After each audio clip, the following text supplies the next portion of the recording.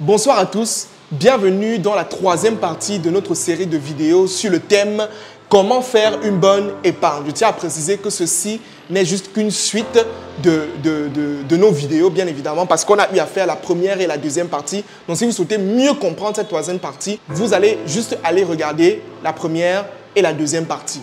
Donc, j'ai décidé de mettre sur pied cette série de vidéos pour mettre les points sur les i concernant l'épargne. Ça veut dire que globalement, vous allez comprendre en suivant les trois parties ce que c'est que l'épargne, pourquoi faut-il épargner, comment se fixer un objectif en termes d'épargne et quelles sont les techniques à utiliser pour mieux épargner. Donc, aujourd'hui, nous allons parler des 4 techniques qui vous permettront de savoir comment épargner de manière conséquente. Si vous souhaitez connaître les 4 points, vous restez jusqu'à la fin de la vidéo.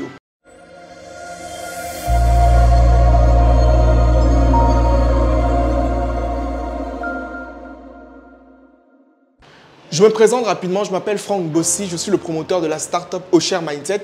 Et récemment, mon équipe et moi, nous avons décidé de mettre sur pied un programme axé principalement sur la gestion des finances personnelles en 2024 qui s'intitule le programme Croissance financière 2024. C'est un programme qui vous permettra de mieux gérer votre argent durant cette année. Je sais que parmi vous, il y en a plusieurs qui se sont fixés des objectifs. Cette année 2024, je veux avoir 10 millions, je veux avoir 20 millions, etc. Mais comme j'aime souvent le dire, l'objectif, ce n'est pas de chercher plus d'argent. L'objectif, c'est déjà de savoir comment gérer ce qu'on a de manière conséquente. Je tiens à préciser que c'est un programme qui est extrêmement pédagogique, mais aussi extrêmement professionnel, constitué de modules. Et en bonus dans ce programme, je vous donne une formation vidéo d'1h30 sur le thème 5 clés pour investir de manière rentable en 2024. Tout ceci au prix promotionnel de seulement 10 000 francs CFA. Donc, si vous souhaitez bénéficier de ce programme exceptionnel, vous cliquez sur le lien qui se trouve juste en commentaire. Vous allez voir un lien WhatsApp, vous nous contactez et on se fera un plaisir de vous procurer ce programme exceptionnel. Et si vous êtes sur TikTok, vous regardez dans la bio, vous allez voir un lien, vous nous contactez et on se fera un plaisir de vous répondre pour vous procurer ce programme exceptionnel qui ne coûte que 10 000 francs CFA. Comme je disais tout à l'heure, aujourd'hui nous allons parler de 4 techniques. Si vous avez la possibilité de prendre des blocs-notes, prenez des blocs pour vous noter. 4 techniques pour épargner. Donc là, on a déjà vu les objectifs de l'épargne, on a vu comment se fixer un objectif en termes d'épargne, on a déjà parlé du but de l'épargne, on a déjà parlé de l'importance, du fonctionnement, etc. Aujourd'hui, on va parler de 4 techniques. Alors, je l'ai déjà dit dans la deuxième partie, on n'épargne pas sans objectif. Je vous ai donné les différents objectifs de l'épargne. Je vous ai dit qu'on épargne par exemple pour les imprévus, on épargne pour un gros achat, ça veut dire qu'on décide de peut-être acheter une nouvelle voiture, on peut mettre de l'argent de côté et on épargne surtout pour l'investissement. Maintenant, comment mener à bien cette épargne, quels qu'en soient les objectifs? Il y a exactement 4 manières. Alors, première manière, ou alors première technique, je vais dire ça comme ça, c'est de fixer un pourcentage à appliquer sur sa source de revenus. C'est-à-dire quoi? Ça, c'est la manière la plus basique. Ça veut dire que vous êtes peut-être un salarié et vous fixez un objectif, par exemple, d'épargne. Votre objectif peut-être d'épargne, c'est l'investissement. Ça veut dire que vous souhaitez investir. Maintenant, pour appliquer la première technique qui est de fixer un pourcentage à appliquer à sa source de revenus, c'est que de votre salaire, vous devez fixer un pourcentage que vous allez appliquer sur votre source de revenus. Ça veut dire quoi? Je touche par exemple 100 000 francs par mois. Et de 100 000 francs par mois, pour atteindre mon objectif financier, je décide d'appliquer chaque mois 10%. Ça veut dire que chaque mois, je décide d'épargner 10 000 francs CFA. Qu'il pleuve, qu'il neige, j'épargne 10%. Maintenant, ce pourcentage-ci, ça veut dire que les 10% que je viens de dire ici, ce n'est pas standard. Non. on fixe le pourcentage en fonction des charges qu'on a. Parce que tu ne peux pas te dire que je vais épargner 80%. Ça veut dire que chaque mois, je vais épargner 80%. Bon, quand tu épargnes 80%, là, tu vis comment? Ça veut dire que tu dois d'abord répertorier d'abord toutes les charges. Et c'est la raison pour laquelle dans le programme croissance financière qui est en promotion à seulement 10 000 francs, j'explique très bien ce qu'on appelle la traçabilité financière et la budgétisation. Pour ceux qui aimeraient bien comprendre ce concept-là, vous pouvez prendre tout simplement le programme. Il n'est qu'à 10 000 francs, il est en promotion. D'accord? Donc ça veut dire que vous devez d'abord localiser vos dépenses, localiser les charges que vous avez. Et à partir de ces charges-là, vous vous dites que bon, quand je couvrais mes charges, maintenant je peux décider de me fixer le pourcentage de 10%. Quand certains vont finir, par exemple, je prends le cas d'un étudiant qui n'a pas de charge. Lui, il peut se fixer 80%. Lui, il peut se fixer, par exemple, et d'épargner même, disons, même 50% des revenus qu'il a. Parce qu'il n'a pas vraiment de charges conséquentes. Là, je prends le cas d'un étudiant, par exemple, qui ne paye pas le loyer, qui habite chez ses parents, etc., mais qui a quand même une entrée d'argent. Cet étudiant doit pouvoir épargner plus de 50%. Donc, vous voyez que ce pourcentage ne s'applique pas vaguement comme ça. Non.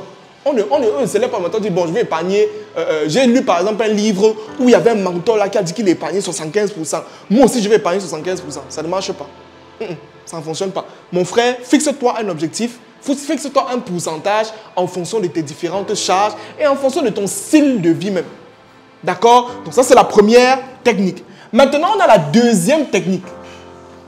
La deuxième technique qui est tout simplement d'allouer une source de revenus à l'épargne. Ça veut dire quoi? Ici, c'est le cas d'une personne qui a plus de 2 sources de revenus. Ou alors qui a plus d'une source de revenus, on va dire ça comme ça. Ça veut dire que lui, en fait, il a peut-être, disons, 2 sources de revenus. D'accord? 2 sources de revenus. Il se dit donc que la première source de revenus sera pour ma consommation. Donc, source de revenus 1, consommation. Et la deuxième source de revenus sera exclusivement pour l'épargne. Ça veut dire que quand bon, on peut dire par exemple qu'ici peut-être c'est son salaire et ici peut-être c'est ses commissions. D'accord? Les commissions qu'il a peut-être sur un business qu'il fait, etc. Donc il se dit que pour mon salaire, c'est uniquement pour ma consommation. Par contre, quand je vais toucher mes commissions sur peut-être un business que je fais, ça part directement en épargne. Donc vous voyez que lui, en fait, il ne se fixe pas un pourcentage comme dans la première technique. Non. Lui, en fait, il considère que la deuxième source de revenus qui arrive, c'est pour l'épargne.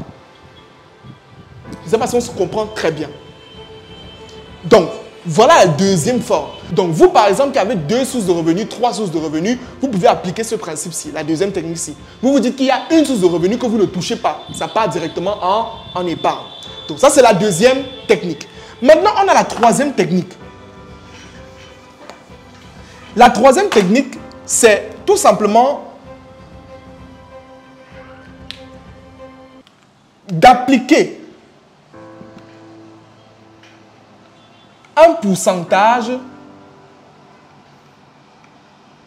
sur chaque source de revenus qu'on a. Bon, on va dire chaque source de revenus. Alors, qu'est-ce que ça veut dire? Ça voudrait dire tout simplement que moi, j'ai 3 sources de revenus. Et sur les 3 sources de revenus, j'applique un taux. Première source de revenus, c'est peut-être mon salaire. Deuxième source de revenus, ce sont mes commissions sur un business que je fais. Troisième source de revenus, c'est peut-être un business que je fais. En fait, je me dis que sur chaque source de revenus qui entre là, je vais appliquer 10% à chaque fois. Ça veut dire que j'applique 10% ici, 10% là-bas, 10% ici. C'est que je regroupe tout ça et c'est ça maintenant qui me fait mon épargne. D'accord? Donc, vous voyez que c'est différent du deuxième et du troisième. Dans la première technique, on applique sur sa source de revenus. Ça, c'est pour les personnes qui ont une source de revenus. À la deuxième, on alloue une source de revenus à l'épargne. C'est-à-dire qu'on a une source de revenus qui est exclusivement pour l'épargne. Et en troisième, on applique un pourcentage sur chaque source de revenus qu'on a. Maintenant, la quatrième technique est une technique qui est appliquée depuis des millénaires en Afrique, plus précisément. Et une technique qui est appliquée depuis des années en Afrique, c'est d'utiliser le levier communautaire. Entre parenthèses, les tontines. Alors, ça, c'est une technique que nos grands-parents africains ont utilisée de manière concrète. Ça veut dire que quand vous êtes par exemple dans une tontine, en fait, la tontine vous oblige à épargner. Vous voyez, la tontine vous oblige à épargner parce que finalement, si vous ne cotisez pas, si vous ne donnez pas votre argent, vous aurez des problèmes. Donc, vous êtes obligé d'épargner. C'est aussi un excellent moyen de mettre de l'argent de côté. Pardon. Donc, globalement, voilà les 4 techniques qu'on utilise pour épargner. Première technique, on se fixe un pourcentage à appliquer sur sa source de revenus en fonction de ses charges. Je l'ai bien précisé. Deuxième technique, on alloue une source de revenus à l'épargne. Troisième technique, on applique un pourcentage à chaque source de revenus qu'on a. Et quatrième technique, on utilise le levier communautaire. Maintenant, chacun d'entre vous doit pouvoir se localiser dans ces différentes techniques que je viens de citer. Donc, les amis, c'était la 3e partie de notre série de vidéos qui était axée sur comment faire une bonne épargne. J'espère que vous sortez de cette série de vidéos avec quelque chose de vraiment intéressant concernant l'épargne. Je tiens à préciser que les personnes qui aimeraient aller vraiment plus loin dans la gestion financière globale, vous cliquez sur le lien qui se trouve juste en commentaire et vous bénéficiez de notre programme Croissance financière 2024. Et en bonus dans ce programme, je vous donne une formation vidéo sur les 5 clés pour investir de manière rentable. Si vous souhaitez la voir, vous cliquez sur le lien qui se trouve en commentaire.